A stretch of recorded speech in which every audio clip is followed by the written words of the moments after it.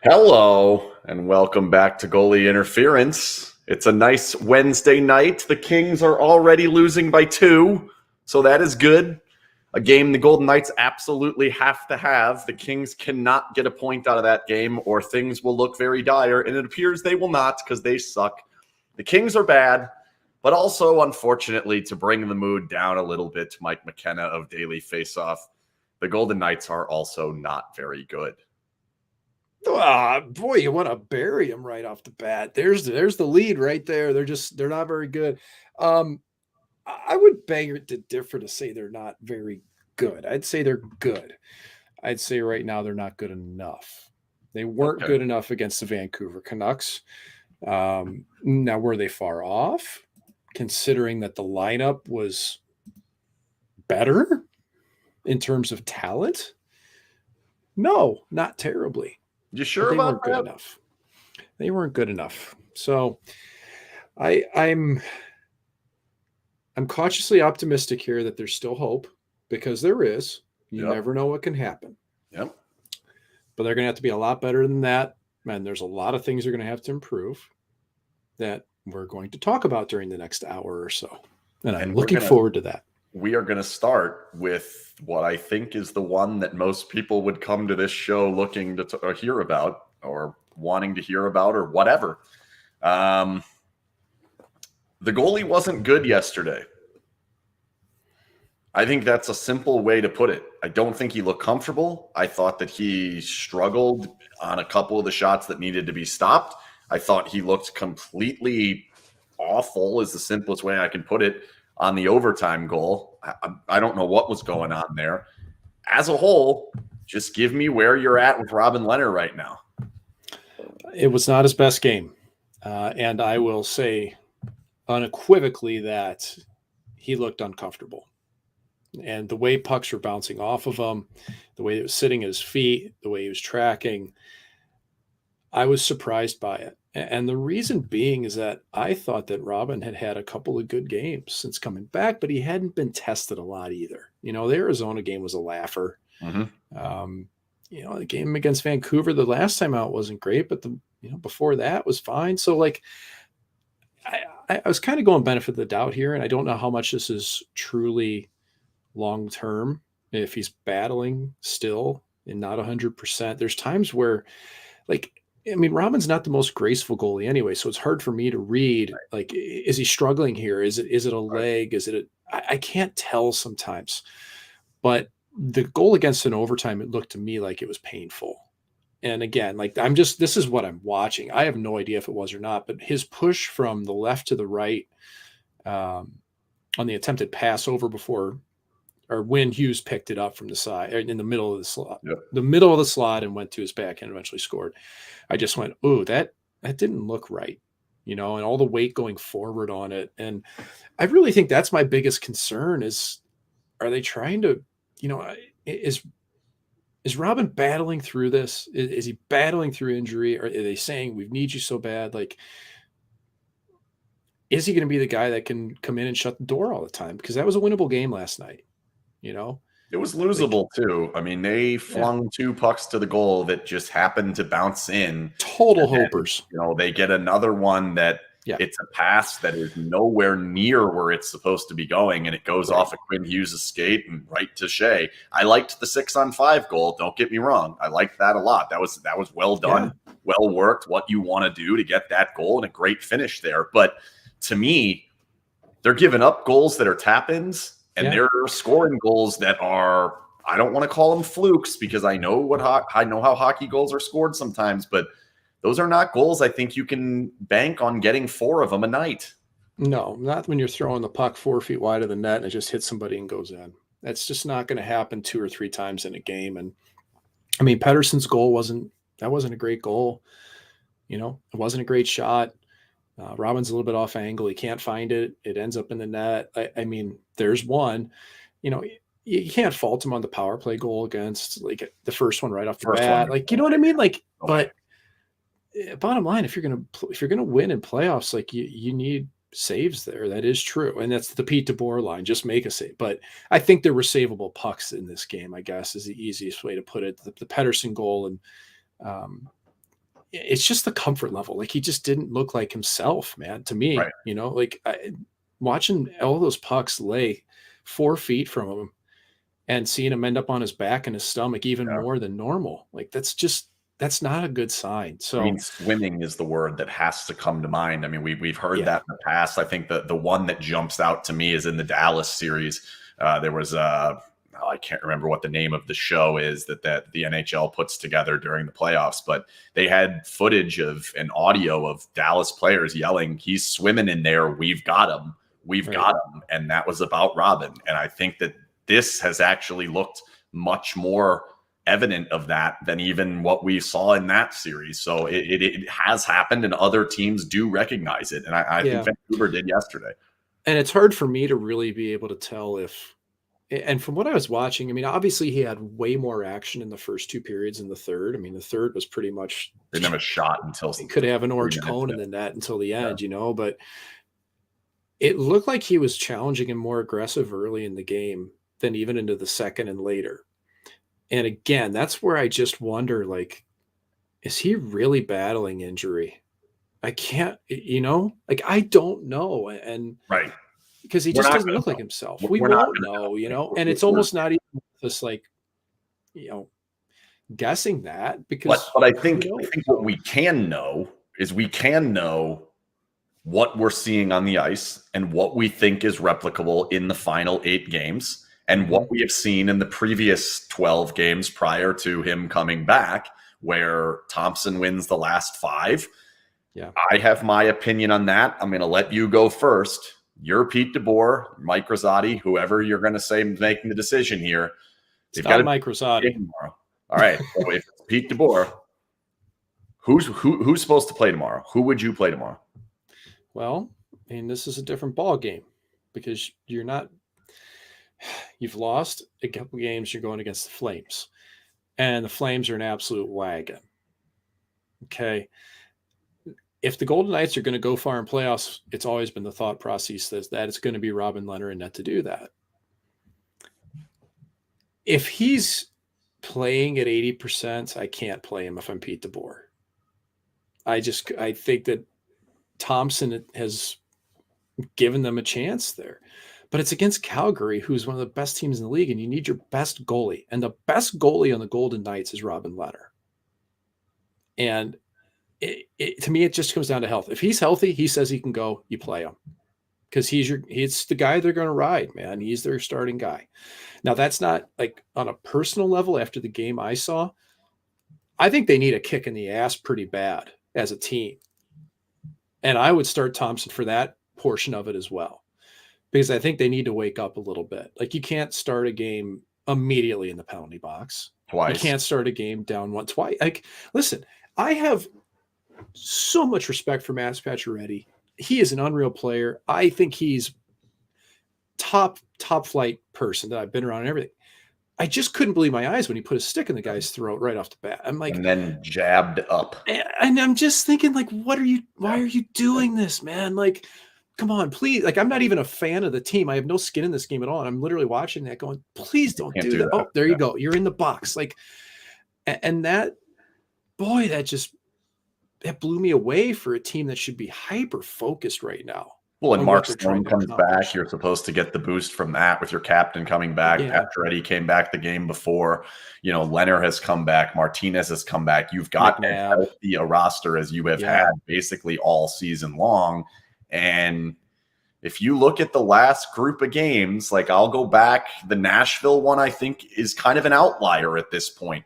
If you look at these games, it's Minnesota, Winnipeg, and then there's the Nashville one that, if I call that an outlier, Vancouver on the road, Chicago, they're down by 3, come back and win that game. 2 games against an AHL team that I don't even count at all. Another game against an AHL team in Arizona that I don't count at all. And then the Vancouver games, Vegas went to overtime in both and lost one regulation. Vancouver got 5 points out of 6 out of those games. That should not be the case if you're going to make the playoffs. And they've got 5 games of the 8 coming up against playoff teams. They must play significantly better than they have over the course of the last month. For sure. And I'm going to give Vancouver more credit than you on that, Ken.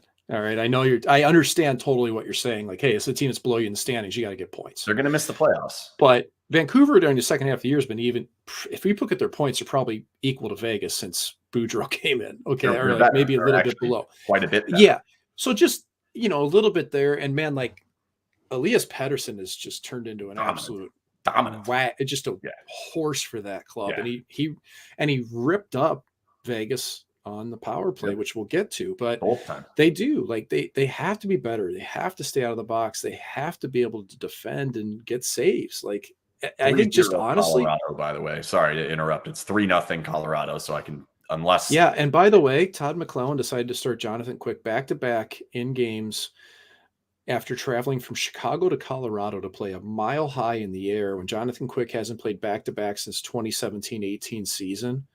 That was a bad decision by the coach. I'm sorry. Think they could have played both goalies and still lost this game. I'm not saying I haven't seen these goals against. I guarantee at least one was paddled down. Sorry, it's now 4-0. Okay. According to I can guarantee at least 2 of those were paddled down on Jonathan Quick. And I don't think Peterson's a whole lot better at this stage of the game. Anyway, going back to where we are with this Vegas Golden Knights team, they're going to Calgary. They're going to Edmonton, 2 teams that can absolutely crush on the scoreboard. And you've got, you got firepower and you got to stop this. And where are they? And like, dude, they just, especially in the ozone and on the power, they look so out of sync right now. It's 4-0 and Quick got pulled. We have a Talladega Nights fan in the comments section, and Mike Honcho. We cannot say on this broadcast what Mike Honcho admitted to Ricky Bobby while he was in the hospital, but it's one of the funniest lines. We're not going to say that. I mean, we could say that, but we're not going to because it's unnecessary at this point. It involved Playgirl magazine and one of the funniest lines in the history of cinema. Anyway, let me cut to the chase on this Vancouver one. I've been beating around it the whole time. That game, if you look at it, oh my God, Vegas outshot him like crazy. Oh, dude, that's a bubble. That's just like the bubble 2 years ago. And it's literally when I hear the words opportunistic, Vancouver was just opportunistic. They took care. No, dude, both teams had 13 shots from within home plate. Okay. Yeah. And you know what I'm talking. Everybody listening to this is smart enough. Our listeners do not need to be told what the home plate area is. I'm not dumbing this thing down. Okay. Shots were 13-13 in the home plate area. And if you want to really dig in and take a look at this game, I mean, Vegas had like the token 10 really good chances, right? And what did Vancouver do? Yeah, they had 6 or 7 even strength. They pretty much doubled their output with their power play. Yep. And like we're doing it now, Ken. We're talking power play and PK is happening right now because I'm vibing, dude. Like you're not going to go and do shit in the playoffs if you can't combine your power play and your penalty kill and get above 100%. You know what I mean? You're not even going to make the playoffs. Plain and simply, they will not make the playoffs if the number is not above 100% in the next 8 games, period. So, like 0 for 18 on the power play. They're totally out of sync. 3 shots, like a couple of laughers. They missed the net a bunch. Like Stone even said it after the game. He's like, man, I've never skated with Jack Eichel. We're a little out of sync. Like we've still finding chemistry, and you can tell because routes are different, players are different. And man, like the zone entry is so predictable through the neutral zone. Give it to Theodore. It might go to Stone, but it's probably still going to go to Theodore. Give it the drop to Eichel and let him wheel in. Okay, well, what did Vancouver do? They wrangled him to the right side of the ice with 3 players, and next thing you know, you try to drop to Stone, some hard pressure, and it's back out. Yep. And credit to Eichel here, though, because he's not a dumb hockey player by any stretch. Like Eichel can think on his feet. He eventually, after 1 or 2 times of getting shut down, went to the other side of the ice and tried to create something, but he didn't have anybody to come with him, man, because the system didn't change. And you have to be able to read on the fly like that. And that's the level of creativity that I think has been missing for so long, is just the free form nature of what a power play needs to be. Because even when they got into the offensive zone, they spend 10, 15 seconds on the perimeter before finally you get Dodonov into the middle to converge into the I formation. And by that point, like, you've already had pressure and it's out of the zone. Like, you got to get in and get set immediately, or you have to have people in motion. You can't be perimeter. And that's what we've seen nonstop. So the power play sucks. It's terrible. It's, and like, I pulled up numbers just to emphasize. Numbers are the lamppost that you lean on when you're drunk, but I'm going to give them anyway here. So, like, here's your power play, right? I mean, we all know how it started the season. Hot Garb, one of the worst power plays in the history of hockey. 0 for 19. Yeah, I don't even know how long it dated back to the playoffs before that. So for the season, 15 more, so it would be 34. Yeah, so for the season, 14.4%. All right, 23rd in the league. I mean, we're sandwiched by the Islanders and the Blue Jackets, and the Blue Jackets should be way better than that. Okay, so you get up to the top end, and you're really looking 20% or above. But, like, even in the past, since March, like, now you're down to 13. Like, it's actually been pretty consistent. It just consistently isn't good. Whether you cycle in the lineup or out of the lineup, it hasn't been doesn't good. matter. Stone in, Stone out, Pacioretty in, Pacioretty out. It doesn't matter. He's bad. No. And it's not on the players anymore, to me. I don't disagree, man. You got to try something different. You've had the same look the whole year, and like 3 years. 3 years. Yes, have they changed 3 years? You know, have they changed the point of zone entry? Yeah, a little bit, but like you can't sneak anything by people on video anymore. It's not like you're going to surprise them. You have to execute, and you have to give a route for players to have more than one option at times. And I don't see that. Like, I see Eichel trying to force a second route open for entry, and they're getting snuffed. Entry doesn't bother me, to be honest. Like, the entry's fine. The entry was not great yesterday. They're dealing with some new things. I'm not that worried about that. My problem is, if you tell me they have 2 minutes all zone time, I still don't feel comfortable that they're going to score more than. Well, even just look at something as simple as, like, I mean, you got Will Carlson in the bumper spot, and he's got to stick to the backside waiting for a one-timer from the middle of the ice. Like, he hasn't scored from there how many times this year? Like, just put a high tip guy there. Like, create. Who's the high tip guy? Nobody. So how do you put a high tip guy there? You put the stick to the other side and you create a little bit of deception. Like, all you have to do is make the other team worry about a high tip so you can open up a lane and go somewhere else. It's exactly what Vancouver did. They go high to low to middle. I mean, like, and they were and Vegas was sleeping on the kill to start. Like, you know, White Cloud flexed out so hard, like, that was bad. It was bad. Dude, we'll get the penalty kill later. Let's stick on power play for now. So anyway, the power play to me even once they're in the zone, they're out of sync. They're too spread for too long when they enter, and then they have to get into their formation, which everybody knows is coming. Right. And honestly, dude, the 1-3-1 has been the power play that's worked for a lot of teams. I'm at the point where I think you just got to let Theodore and Martinez bomb it from the left side. And if you look at like Theodore's shot, or not Theodore, look at Pacioretty's shot map. Okay. Vancouver was sitting on Pacioretty. Yep. It's not like he got much of a chance to do it. He got one and he blew it. He knocked it all the way out of the zone. It was there too. It was. But, you know, he didn't have a single shot last night from his real trigger area, which is the off wing from the dot going towards the net. That's his spot. Not particularly good as a whole yesterday. And I know, but my point is that this is a guy that you've got to get the puck there. Correct. You have to. He is your greatest single offensive weapon. Correct. On the team is his wrist shot. And if they can't get it to him, and if it's too predictable with him on the ice, then just let somebody pound it from the flanks and converge at the front, because there hasn't been enough of that.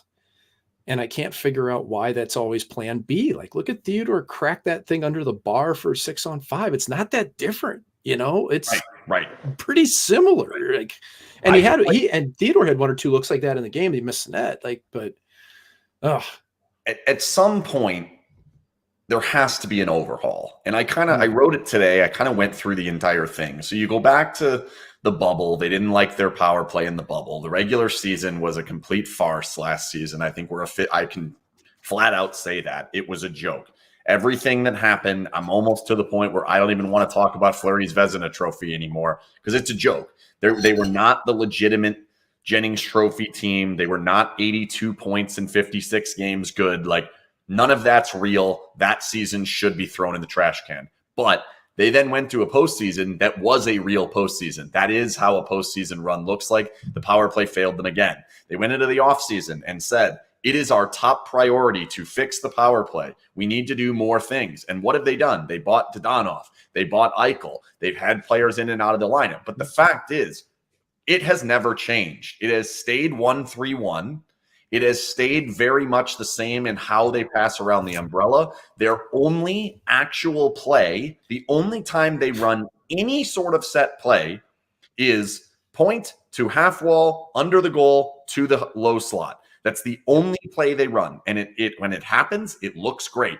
But teams know that's the only play that they run. So there's two things. Stick on that and stick through the slots. Do not allow a pass to go through the box. And the Golden Knights will not attempt the pass through the box. So to me, either the puck has to move faster, that's not going to happen, or you have to change the system at some point. They have switched eyes on the power play multiple times.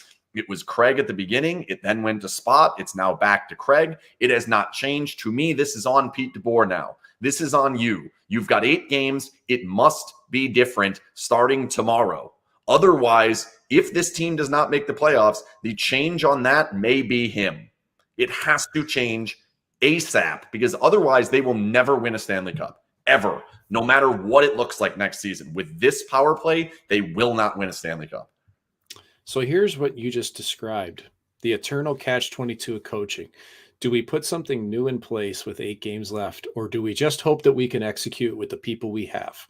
And I will be honest about this, Ken. I will be honest, like, your best hope at this stage of the game is to hope that what you have works. They go in, that they just go in, right? I would agree with you, but you've had 74 games to figure this out. And you had 56 and then 19 in the playoffs the year before and the 20 in the bubble the year before. Like, this isn't a new problem. They mentioned it in June of 2021. It is our top priority. It cannot be tips from the high slot or tips on shots from the high slot anymore. You cannot play that way anymore. You can't. Here's what I think has probably stunted all of that hope for changing and improvement, is that when you have as many guys injured as they've had, the thought all along has been, well, when we get everybody back, we'll be fine. When we get everybody back, we've got to keep the system in place that we know is going to work when we get and it's just too late for that. Yep. You know, like, if they can manage to get something going with this power play, it's really not going to just click overnight. Like, you're really looking another 4 or 5 games. And by that point, like, I think by 3 games left, you're pretty much going to know if you're in or out here. You know, like, it's looking that way. Again, like I said, Colorado whipping up on the Kings helps a lot, because that was a must-lose game for the Kings. But that's where Golden Knights get in, they had to lose that, but it's happening. So that's also one of the last tough games that the Kings have. They've got really easy.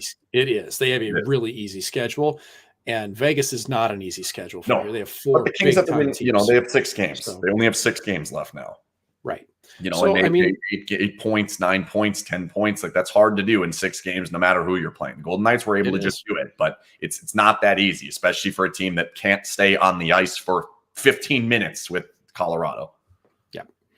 So, the power play is just, it's not good, man. And you can't fix it with people. So if you can't fix it with people, and you can't trust that it's actually going to work, because yes, there have been the fool's gold moments, and we're getting to, I might end up trademarking that by this time this season's over, the fool's golden Knights, because that's what they've been all season long. There is a chance that over the course of the next game, they operate in somewhere in the neighborhood of 25%. It's a low chance. I don't think it's horribly likely, but there is a chance. But the fact is, if that is to happen, whether that propels them to the postseason or not, it's not going to continue for 2 months through the postseason with this power play. It has to change. And I don't have like the magic fix for it, because if we would have changed it 6 times by now if I had anything to do with the decisions. Like, we would not have been running the same thing throughout all of this. So I just think at this point, if you're just going to roll the same thing out there and hope that it gets a little bit better and hope that the chemistry just magically appears in with Max Pacioretty not playing very well, Mark Stone looked like he couldn't even skate on the back end of that game, which is not surprising. He hasn't played for 2 months or whatever it happens to be. And then you have to do it against 5 of 8 teams that are playoff bound. Like, these are going to be good penalty killing teams. This is not going to just happen overnight. So to me, there has to be a new plan A. There has to be something new, something you can offer them that gives them a new answer, that also gives the opposing team a new question that they have to answer. I don't think it's going to happen. And because of it, if they go out, I can't back the coach anymore, because this is on you now. This was the primary target, was to fix the power play. And it's gotten worse. It has. And again, though, with the player, as much as they were missing players all that time, you can guarantee that was the thought process, is that we're going to be fine when we get our guys, and they haven't. And that's part of the problem, is you can lull yourself into thinking that, and you shouldn't, because there's so much talent in the NHL, man. Yeah. I'm sorry. Like, Buffalo Sabres are 7th since February 1st on the power play. Okay. Now, I understand Tage Thompson can shoot a puck, and Alex Tuck can get to the front of the net. And yeah, I mean, Rasmus Dahlin went 1st overall, but like, Buffalo Sabres, okay, they're 7th. New York Islanders, they're 9th right now in that time frame on the power play. Who do they have that's crushing? Brock Nelson. Yeah, it's not raw talent. It's not. I mean, you get people that can. I mean, coaches get hired and fired for these things. And it's not the head coaches, though. It's generally they wipe out the assistant staff for a lot. Well, they've been through the entire assistant staff overseeing it, and it's never looked any different. Yeah. So I don't have the answers to it either, other than you have to. I still think that zone entries could use some improvement, but I think they really have to get people in motion in the offensive zone, and they need to get to it quicker. I think they spend too much time on the perimeter upon zone entry, and all that does is let the other team funnel where they want them to be. They're and not then in control. They pressure hard and create a turnover. So like, when you get in the zone, you want to get set immediately so that you get the other team on their heels. And just by circling around, and circling is something that Eichel does. He just gets it in circles, and that's all you're doing is wasting time, and you're waiting for your teammates to set up. So, but him circling always leads to him stopping on the half wall on the right-hand side of the goalie. If it ever happened where he stopped behind the goal or on the right-hand side or in the high slot or whatever, if there was ever player movement, I think the Golden Knights become more in control of what's actually going on. And this is going to go ahead. Well, it just kind of dawns on me. They're missing that really shifty, explosive offensive player. They got a lot of good long strides. They got a lot of good skaters with the puck. But who's really shifty and explosive out of this club? Yeah, they don't really have one. Like, honestly, I'm even thinking of like Connor Garland, like his little water bug. You know what I mean? That can for that guy for 4 years now. Yeah. So, and boy, they could use his jam. Connor Garland. They could use his grit. I literally called him the shining beacon of hope last season. That was their way to win the cup last season, was trading for Connor Garland. And I still believe to stay healthy. They were healthy last year. No, he would have to stay healthy. I said Garland said it tough, but yeah, like they're getting out hit every game. Like that's part of it too. Like, they're just not hard enough to play against a lot of nights either. Like, we've talked about this plenty of times, how I don't think they strike fear into anybody. Like, tomorrow will be interesting in that. All you have is Kolasar and McNabb, man. Yeah. Outside of those two, it's not a physical presence, especially if Patches isn't playing at 100%, he can't throw his blade around. Right. Like, it won't happen. Like, he's usually in that mix of really heavy to play against. That wasn't last night. Nope. Again, like, Stone's not close to 100. He can't play that same type of like really in your face hockey that, again, it's not hits as much from Stone as it is just the heaviness of his hands and stick. And I mean, he had a couple of good turnovers, like created turnovers last night. Like, when he was in close proximity to the puck, he looked like Mark Stone. You could tell though that, hey, the legs weren't quite there, and he just couldn't get there in time like he had previously. And that's totally normal. And dude, he's gutting it out, man, because they're trying to make playoffs. But think if they even get in, like, where's that health going to be midway through playoffs? Like, It's a I mean, I tough don't, spot. if you get it, I don't even care about the health at this point. If like, let's find a way into this thing, because right now it's still looking fairly tricky. Losing a point in that last game, and like we've said, the power play has let them down over time. I wanted to transition into the penalty kill, because when I'm talking about control, that's a place the Golden Knights used to be in control. They used to control what teams were doing. One in the league last Correct. year. Where they were pushing the puck to, what passes teams were making, they were forcing them to do different things. But before we get into that, I need to tell you that goalie interference is brought to you by the Jimerson Law Firm. Jimerson Law Firm is one of Las Vegas's preeminent law firms, specializing in high-stakes business, civil, and family litigation. When winning matters, and the Golden Knights, I think it's at least 6 of 8, maybe even 6 and an overtime loss of 8. Winning is going to matter for the next 2.5 weeks. When winning matters, seek out the Jimerson Law Firm.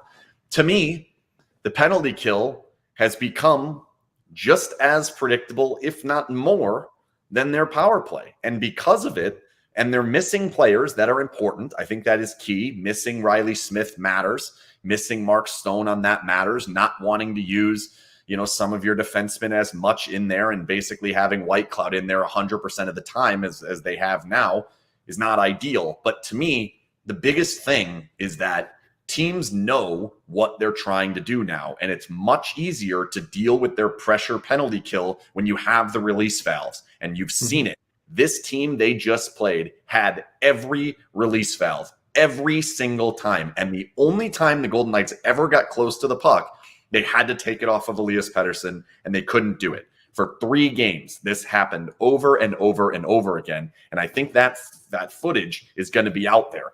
I do think personnel matters, but I also think that the system has become very predictable. They're going to take away that pass along the blue line. All you have to do is move it down and then across. And if they do that, you shred this team. Like, you shred them. And Vegas Ron continues getting on me because Vancouver is trash. Vancouver is not good.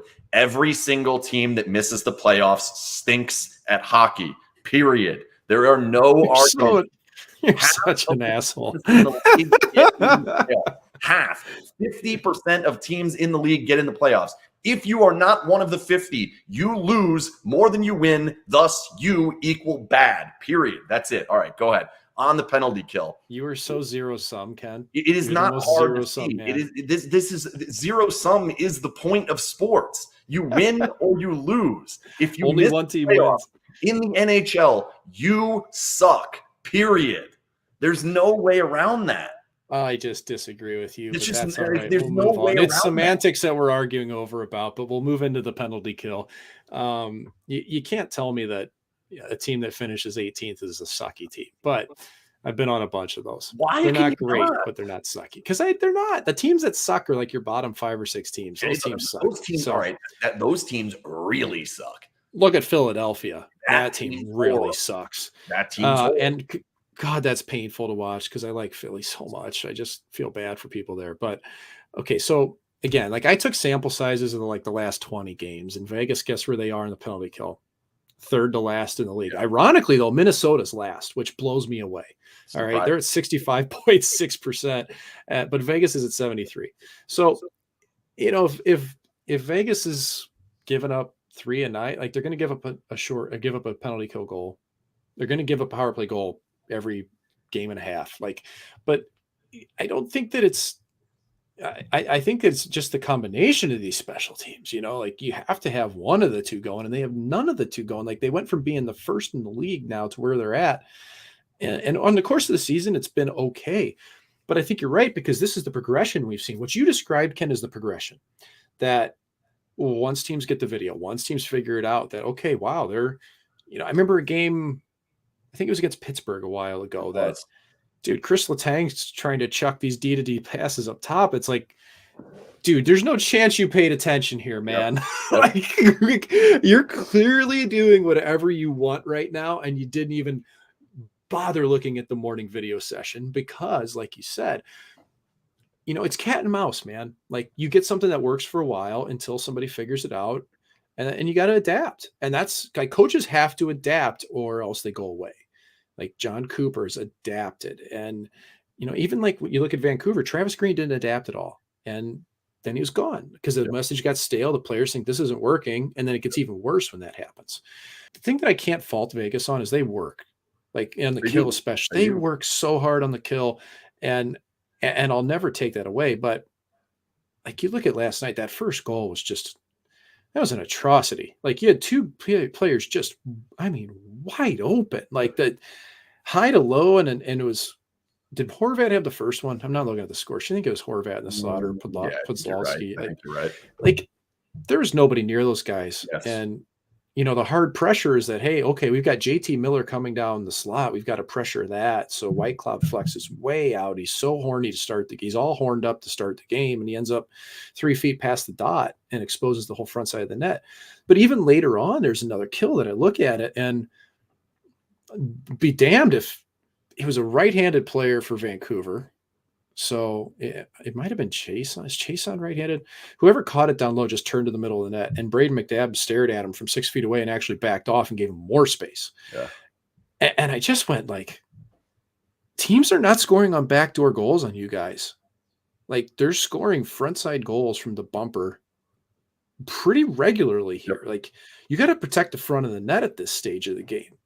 You know, not the cross-ice backdoor that's going on. So it's been the details recently. Like I think the system can only do so much. You're literally short a player. Like that's the point of why they do this in hockey is they take a player off, giving the other team the advantage. So no matter what, you are going to be behind the 8 ball. However, when your system allows the pass that you don't want to allow. And if I just actually watched that first power play, what happened is they lost the draw.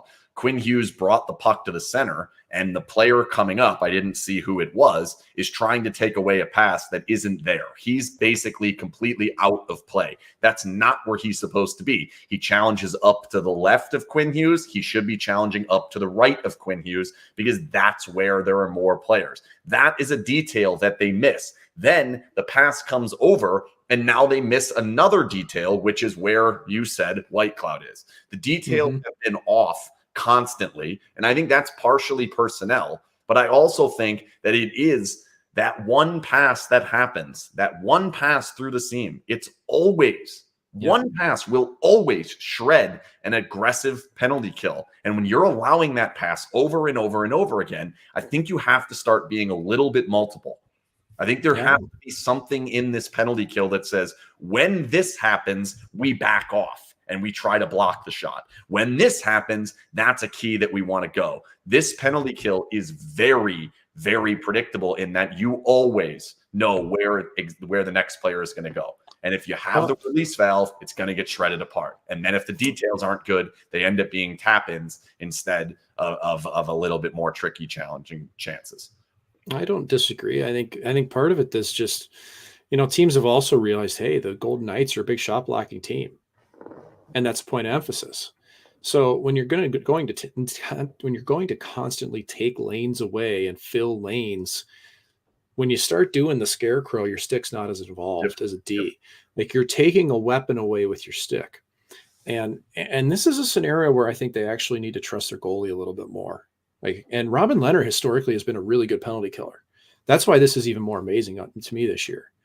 But that's because he's also played for teams like Long Island that, man, keep shots to the outside for him, and Lehner's golden. Like he'll stop those shots. Let him get square. Let him make saves. But right now you get enough movement in front of him, you know, you can't keep up with that. And when you start to expose the middle ice, like they did on the third goal was Podkolzin. You know, there's two guys wide open in front of the net. Yep. Like, I don't care if Pettersson's even bombing that thing away. Like, if that sits in front and you got two guys there, you're in trouble. You got anyway. Yeah. So, like, I mean, I think the level of aggressiveness out of the D flexing out is probably what's getting them into trouble as much as the forwards, because I still think that I really like having aggressive forwards on the penalty kill. I love pressure and pucks, and I think that's really a key. But, like, your D have to do it within a context. Like they can't go past the top of the dots. They got to stay closer, and you still have to protect the front of the net no matter what. And that's when I saw McNabb back off. I was just like, man, like I can't really live with that. I can't live with a guy just having free reign at the front of the net. Can I ask a question, goalie related question? Yeah. if there's not trust in your goalie stopping the shots, you're now going to be a little bit more aggressive in making sure that shot does not get through. I think that's been part of it. We'll leave the guy in front because I can't allow this shot. I don't think they trust their goaltending at the moment. I don't agree with you on that. And the reason being is they blocked a million shots in front of Marc-Andre Fleury as well. And you can also take that the other direction and say, I love this guy in the net. I'm going to eat this puck for him. So I'm going to push. But they weren't eating pucks. What they're trying to do is they're trying to get out further to challenge to the White Cloud one. He wants to take away the pass so that there is never a shot. And maybe that is, I don't want to eat a puck today. I'll take it away with my stick and block it before it ever gets there. But I think they're being more aggressive in the defensive zone because under the Gallant system, they were perfectly fine with a shot from the circle. Now, remember, Marc-Andre Fleury gave one up. It was the fourth goal. It was a nightmare. Whatever. They were fine with allowing a shot from the circle on the penalty kill. This penalty kill does not have a shot that they're happy to allow. There's not one happy to allow. I think that's an indictment on your goaltending. I don't think it's on the goaltending. I really don't think so. I think that's what you're being told to do. That's what your system is. But that system is set up because you don't trust that your goaltender is going to make that stop. And they should, though. So if that's what it is, I don't get it. I mean, JT Miller, for me last night when he had that puck, what seemed like 5 seconds into the game, if he wants to come down and shoot a wrist shot from the top of the circle, allow it. Your goalie better make that save. Correct. I'm saying this. I want that shot more than I want to get in tic-tac-toe around me. Correct. Because to the goal line, out to the front of the net like that, man, I might save that shot if it hits me or if I get a great read on it. But it's going to still go in the net, even if I make a great read. Even if it hits me, it still might go in the net. Right. I'll take my chances with JT Miller shooting a wrist shot from the top of the circle. Yep. That's not the shot to prevent. And that's a mental mistake, like early in a game.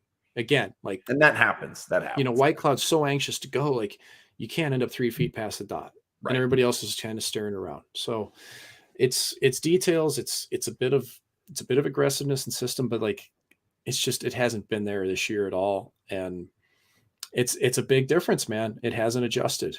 So it's funny because a penalty kill, if it's a 74% or 80%, it's really not that big. But the bottom line is, if you're in the bottom of the league, dude, that's a problem. Yes, you want to be at the top. If you're going to win games in the NHL, they're not even be towards the top. And it hasn't been operating. Not only has it been not near the top or not even average in the league, it hasn't been the weapon that it used to be. It used to completely sap what teams were doing and give the Golden Knights chances back, and they were getting these shorthanded chances. It's just not there anymore. And I think a lot of that is just the simple predictability factor of it. Bill, we're going to bring Bill up. He has a goalie question. Hopefully Bill can turn on the camera. I'm not sure if he has a camera. It hasn't been on the whole time, but if Bill, there he goes. All right.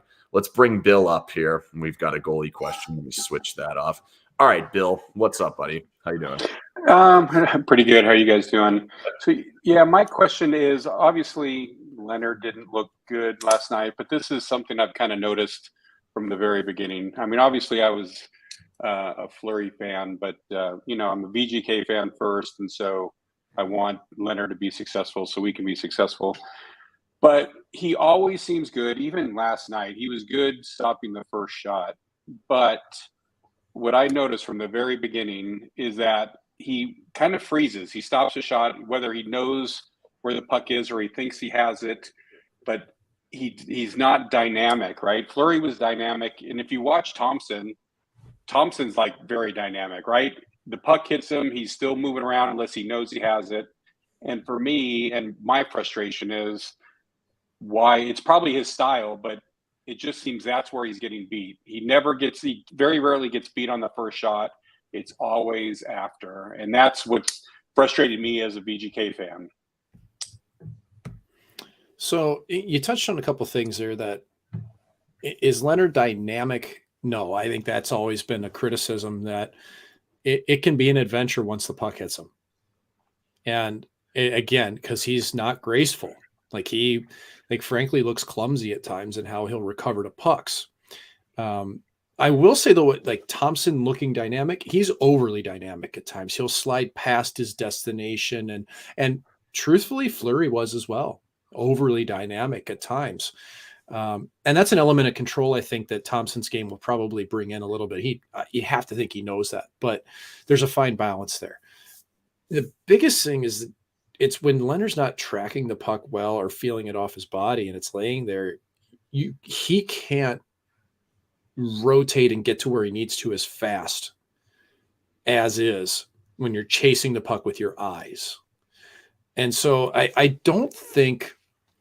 actually don't think it bears out. Ken, you may know on this. I don't think he's given up more rebound goals than most. I have not seen the exact numbers, but I would guess he's not in the bottom of the league at rebounds. I don't think he's at the top of the league in rebounds, but I think he's on the bottom. I think it's truly more just eye test, right? Because as soon as it hits him, it's an adventure. And that's where, pucks start bouncing around and it looks bad. And like last night's, I'm looking back through the goals last night and, puck goes through him on Pettersson's, but like the 2-on-1, oof, like Hutton was so mad at himself there. He couldn't do anything about it. But I think a lot of it just comes down to, for me, like when I've watched Lehner and play his absolute best hockey, he knows where the puck is. He's tracking it well. He's in position early. And right now that's not quite there, and man, I don't like to make excuses, but he's had so many injuries. I can't help but think that that's not helping here, So it's a tough thing to teach because when pucks hit you, you've got to find it. You've got to track it and you got to get square again. How much you put on the defense? On the defense. So the first shot comes in, you block it. Now you have to find the rebound. The Golden Knights, the past 3 seasons, have been not great at winning those battles in front. I think they've actually improved a little bit this season, but as a whole, they're still not a great team at winning those. How much does that kind of bail out the goalie? Not the last one yesterday that went over the line, but like that has happened over the course of the last couple of years. I think they're pretty solid with it, honestly. I mean, I think Pietrangelo, McNabb, and especially, or White Cloud, Martinez, they're good about that. But part of it is that the net front does get exposed on this team, again, with the deflexing out to block shots. And that's where, a secondary chance can be a problem because if you don't have everybody in front of your net, you're not getting a lot of help there either. So I'm going to let you explain this one too, because I don't know what M. Kenna is, but how does his arm/leg injury affect his eyes? Well, pretty simply, because if you can't move to get into position, and if you're going to call bullshit on me on this, I'm going to really explain it for you here.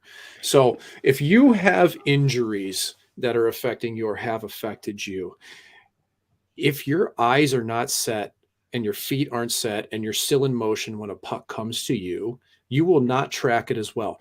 Imagine trying to catch a tennis ball as you're running across the room as opposed to having your eyes set. Okay, go have your kids throw tennis balls at you and let me know how it goes. It's because of that. The goalies that are healthy, that are on top of their game, they're not arriving late, they're early, and they're not in motion still.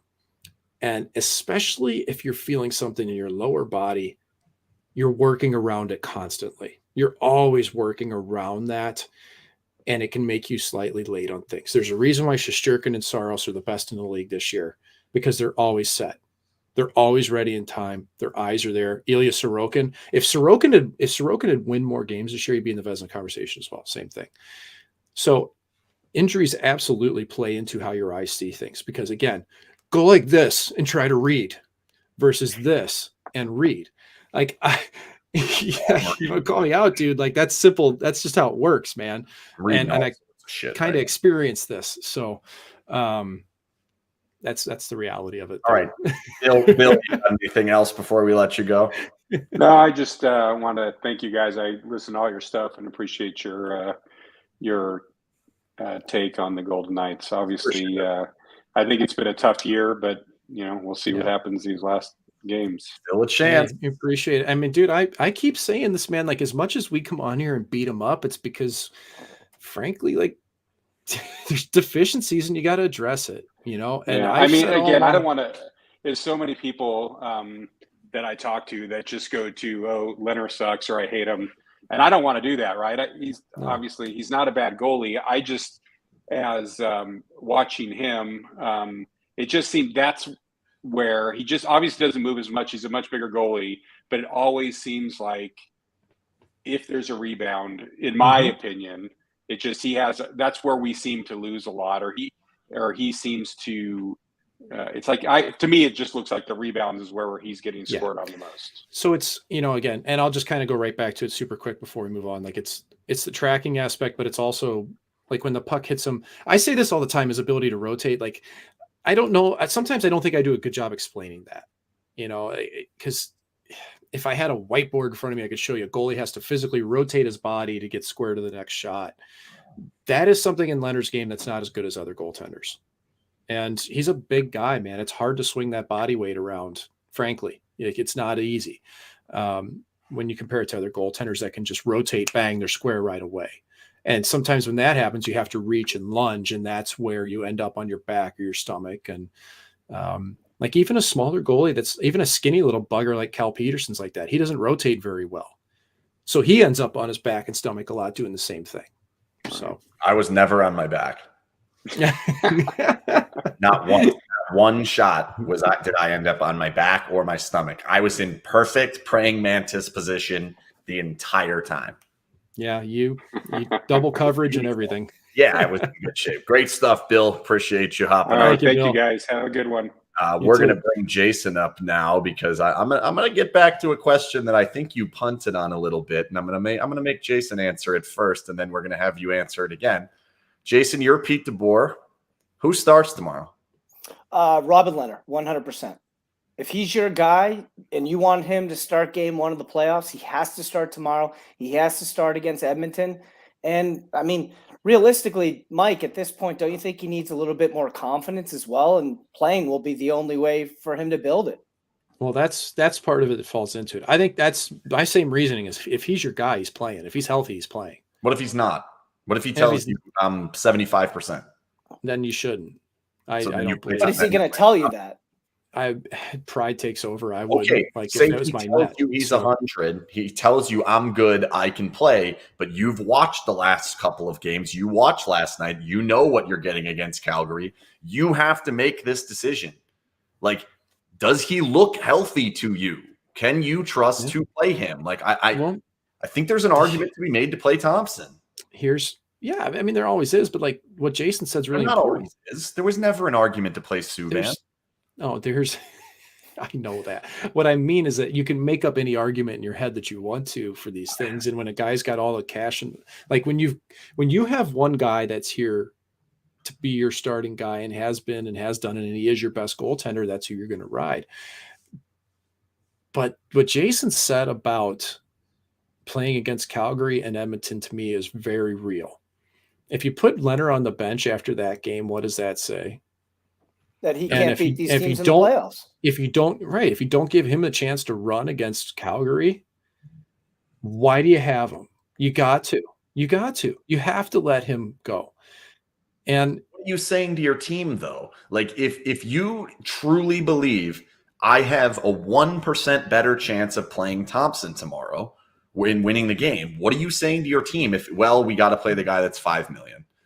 That's a question people in locker rooms ask all the time. All right. Listen, I dealt with it. I watched. I wasn't a very good goaltender by NHL standards, but dude, we lost 10 straight games in Dallas down the stretch to get knocked out of playoffs. And part of that is because Kari Lehtonen was so tired and he just didn't have any energy. And Ken Hitchcock just refused to play me. And all he needed to do was give me like one start in the mix there, even if we lost that one, But every game is viewed as being the must-win, have-to-do-it game because you know what? It pretty much is at this stage. Yeah. So it's just like tonight in LA. They wheeled out Jonathan Quick for the second night in a row. Like, what a dumb decision that was after everything I just mentioned earlier. But this is the way it works. When coaches think that you got to go with your best guy, that's what's going to happen. Like, it's not even for me up for debate. Lehner's going to start. I think that's what's going to happen. And not only that, Mike, but coaches always say, listen, I listen to my guys. They know their body best. Yeah. So if he tells me he's healthy, I'm going with him. I mean, it's just, to me, it's one of those things that it's just a no-brainer. You have to do it. You have to prove to your fan base, but more or less you have to prove to your team that this is your guy, that if you're going to win the Stanley Cup, he's going to do it for you. you also have to prove to your management that traded and signed and gave him the deal. Yeah, but So he's the guy. They also found this kid who's been there, and they've kept him through the system, and he came up and he stepped in a spot where they needed wins.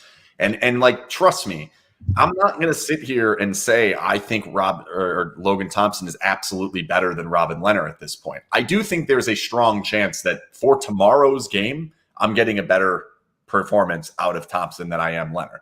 I also think there's a higher chance that I get a worse performance out of Thompson than I get a worse performance out of Lehner, just because I haven't seen enough of Logan Thompson yet. And I don't really put a lot of stock into the 2 games in Seattle. And there's a lot of goals allowed in some of the other ones. So I'm not completely there. But to me, if you cannot, as a coach with 8 games left, knowing you probably need 6 of them, shout out to Colorado again for making that 6 and not 7.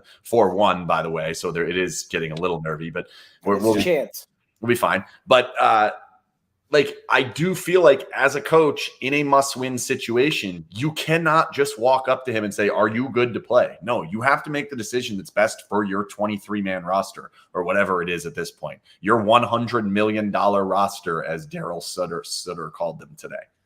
So here is the conundrum you run into. Then you start making decisions every single day on every single person by the last game they played rather than by their whole. And the whole is that Robin Lehner is still the best goaltender they have. Is it? So, what is the whole since he's been injured? Since he came back from injury, what is the whole? We can run. I don't know what that is, man. It's not since he came back this time or which time. He's come back so many times. I canght keep track of that. Okay. And I think that's part of the problem here. That Vancouver away. They won 3-2. Arizona laughing at home. Arizona laugher at home. Vancouver bad at home. They got smoked by Vancouver, whether that's his fault or not. And then Vancouver on the road. Yeah. In what way are those 4 games enough to say he's absolutely better than the guy who won 5 in a row before? Against bad teams. I get you. I'm there. Or I'm not. Dude, I think here's the bottom line. We're going back and forth about goalies and this team that's just not been good enough. That's fair. That's fair. That's fair. And I'm not going to be the guy to say that. I think they could have gotten at least one more stop last game, for sure. And I think it should have happened in regulation. But this team's got to be better across the board, man. So if you look at deficiencies, team play, team structure, power play, those are all things that are going to crush this team long before a goaltender will. Let me throw one. The goaltender's part of it for sure. So a little bit of loyalty there. You showed the guy that the number one guy, that more talented guy. A coach feels loyal that he has to put him in, right? I got to be honest with you, Mike. How many chances have teams blown because of hockey loyalty? I mean, in any other sport, Steve Spott would have been fired over a year ago, probably after the postseason. DeBoer would have been on the hot seat. David Poile has been there since 1997. He's won nothing, but he's celebrated for being the most winningest GM in history. No other sport would this happen. And I'm starting to think that we're seeing it here, that loyalty is actually hurting this club down the road. And not just now, last season, the postseason, which is the beginning of this year. Loyal team in the league. I have to be a fully honest here. I'm a fan of racing and hockey and not a lot of team sports that involve management. Okay. I have no connection to football. None. I am so agnostic to football because 2 teams have quit me in my lifetime, the St. Louis Cardinals and the St. Louis Rams. And baseball, I'm kind of lukewarm on. But I do think that hockey has the interesting dynamic because you have development and a minor league system and a worldwide feeder. And you do have to give runway to build things for management that way. And I've seen a lot of coaches get flipped around pretty quick. I mean, it happened in, Calgary, Jeff Ward was the head coach there. Now he's the assistant in Anaheim, and man, their power play was going gangbusters for a while until it fell off a cliff again. And then you start to worry about that job security. The security on good teams is solid. The security on bad teams, gone. So you gloss over any little minor deficiencies because your team's good. And sometimes you ignore where other things are. And here's the thing, I don't want to lay this all on the feet of one single coach because they all work together on this stuff, and I'm not calling for anybody's head in that way. It's just you got to give up the better solution what you have now. And I don't have it because I'm not a coach and I was never an offensive guy, but I knew what worked against me as a goalie. So I just look at it, and you guys are talking about one of the worst power plays in history, right? I mean, no, doesn't that? It's not. Okay, modern history. Start of the right? season, yes. Yeah. I mean, the stretch at the start of the season, but it just seems like there's just, to me, it's like blind loyalty for no reason whatsoever. They're losing games because of the power play. You guys even brought it up. If they go into the next 8 games and their power play continues to suck, they're not going to make the playoffs. No, not a chance. And it's not even the factor of always scoring. It's just like crushing another team, getting momentum. Like, how do you think Vancouver feels when they just chuck the puck down the ice 3 times on a PK? Like, their muscles are so big. It's honestly like they went and had the beer muscles at the bar, the 6 beers, right? Big and strong. But look at me, like I can kill anything. Like that's honestly how you feel. Like you come off the ice and you're like your whole bench is like hooting, hollering, like it's a joke almost. Like you're so excited, as opposed to when a team on the power play absolutely crushes you for 2 minutes, and somehow your goalie pulls you out of it. You're in the back of your heels thinking, oh man, we can't let this happen again. This team's good. And that's not what you get from the Golden Knights, and haven't for a long time at this point. So essentially you're saying that other teams are picking up 4-2, huh? Yeah. So basically you're saying other teams are picking up momentum when they commit penalties. I honestly think that it's galvanizing other teams right now. Yeah, I mean, penalty kill is a huge point of pride, man. Like, it takes effort, balls, you name it, to be able to kill penalties, and it takes smarts. Like, you need all that. Like, this is where they're missing Riley Smith a lot in a lot of ways. Like, he's so good on the kill, and him and Carlson were a rock for him, and they haven't had that. So I want to use this question to kind of lead into our picks down the stretch here, because we've got, I believe it's 3 games prior to the next time we're going to be doing goalie interference. Actually, I do have a bunch of comments afterwards. There's some good comments today, so I want to make sure. I think we're going to have to do Tuesday now that I'm looking at it. The Spring Valley Yankees, I believe, play on Thursday, if I'm not mistaken. Yes, that makes sense. The 20th. I'm still. There's a hockey. There's a Golden there. I don't know. Whatever. We'll figure that out. All I know is that kid that stepped on third. Unbelievable. Still can't believe that happened. A losing record at the moment. I know. I don't want to talk about it. I'm considering resigning. I'll be honest. But here's the question I want to use, because there are some games coming up, and we want to make some picks. If they get in, no one will want to play them. I think most people on face value, that seems to make sense. I would agree to a certain level of saying, like, well, yeah, probably this is a healthier team. But I also think that if you watched last night's game and you watched Eichel and Stone and Pacioretty and Pietrangelo and Theodore and Lehner, and you look at that and you say, I think I might rather have that than Nashville. The way that they're playing, it's 74 games in. This has not been a team that has played all that well. I don't think they're going to stay healthy for as long as it's going to continue to go. Doesn't seem like they're going to get these guys back. Like, is Calgary concerned at all with the names on the page tomorrow? Yeah, they still are. This is how stagnant things can be in locker rooms, is that a perception can linger forever. Jacques Lemaire was gone from the New Jersey Devils for a decade, and people are still saying, look at the Devils trapping it up.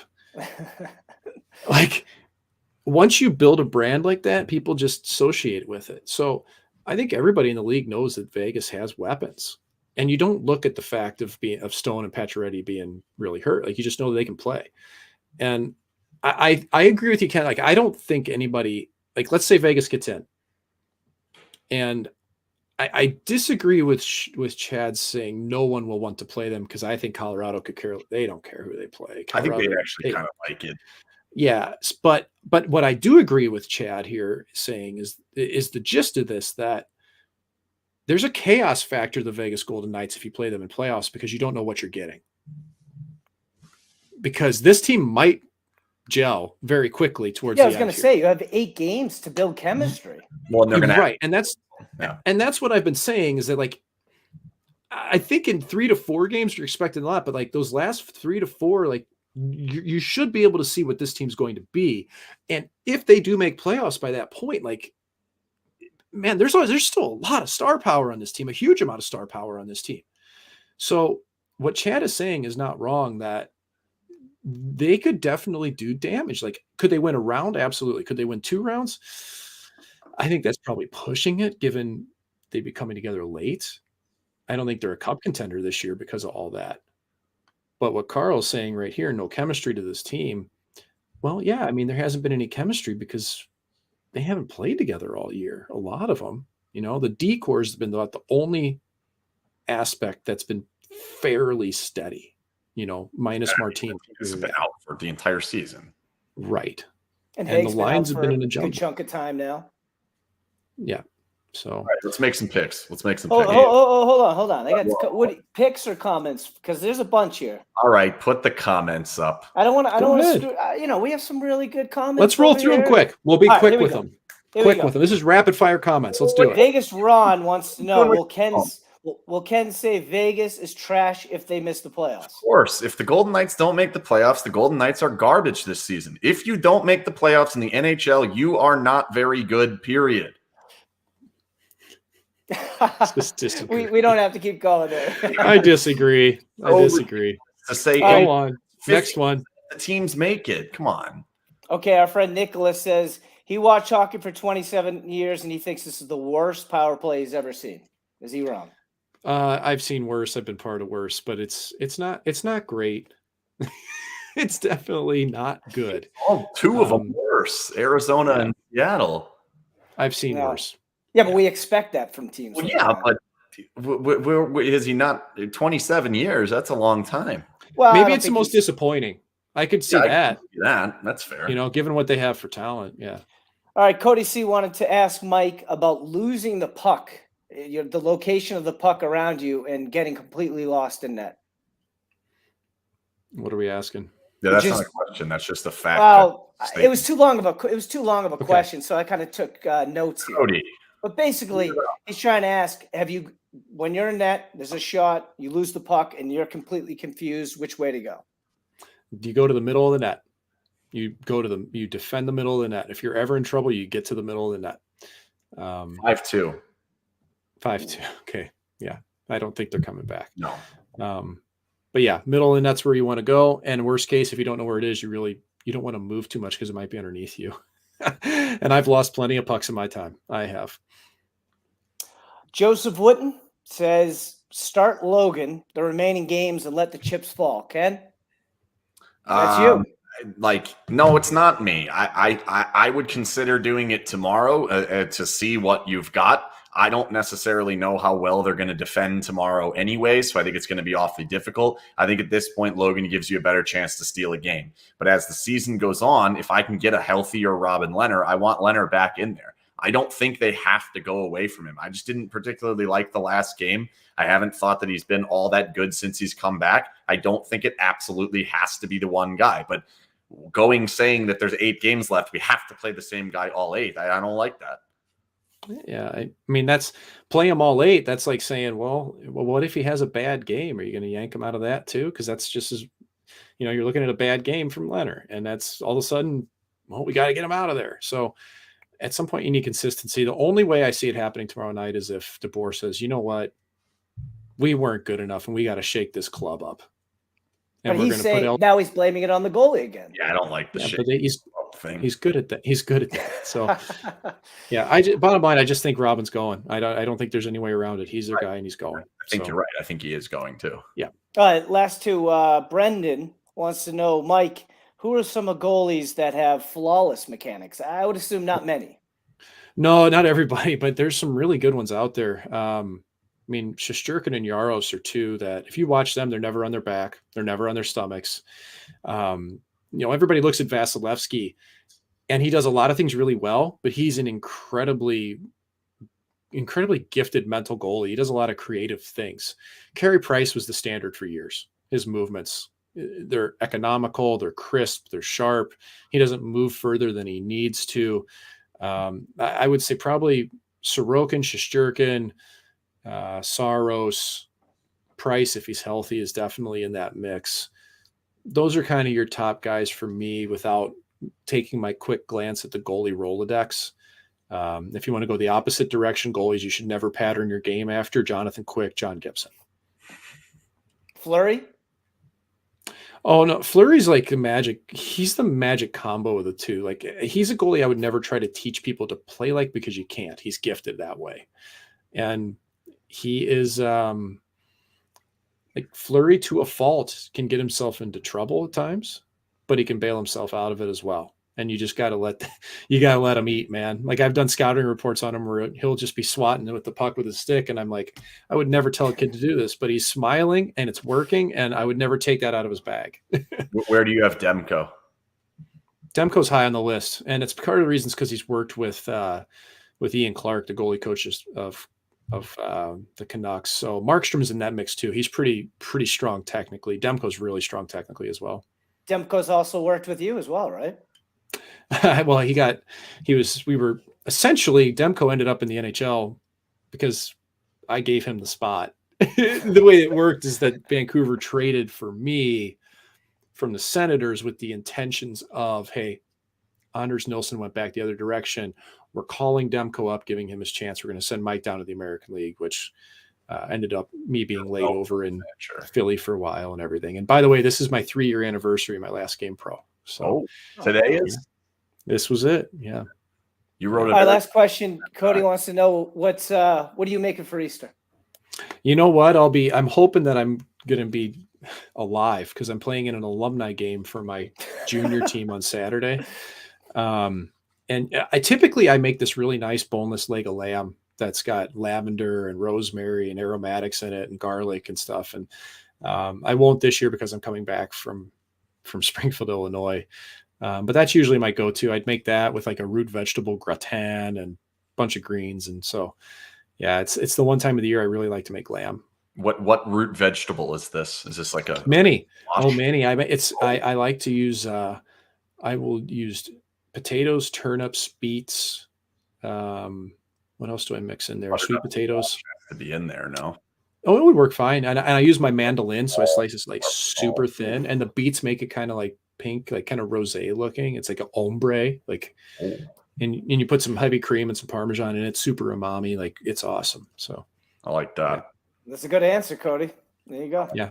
All right, let's make some picks. I'll let Mike go first. Let's just pick the next. I know we're going to pick the next two, but I think we're going to do all three. So you've got Calgary on the road, Edmonton on the road in the afternoon, and then a Monday home game against the Devils. They lose to Calgary. They beat Edmonton. And then they come home and beat New Jersey as well. They lose to Calgary in overtime. They lose to Edmonton. They beat Jersey. So you've got 3 points, Mike. You had 4, right? I think 4 out of 6 out of this. Yeah. I think they are going to lose to Calgary, lose to Edmonton, and beat New Jersey. I think they're. I just don't think. Essentially, they're done. Yeah, I think they're in trouble. New Jersey scares me.